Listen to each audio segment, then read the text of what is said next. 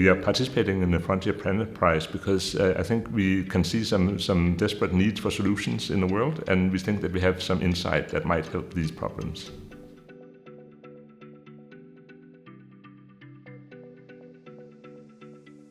I think that planetary boundary science would have to look deep into nature-based solutions, because I think that the scale of the problems is so vast that we need to use the forces of nature to reach our goals.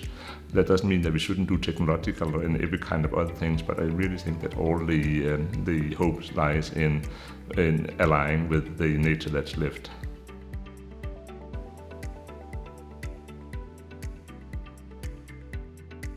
If I should give advice to the Frontiers Planet Prize community, it would be instigate hope. I think we can only reach our goals by remaining in hope and believing that the interventions we do actually matter.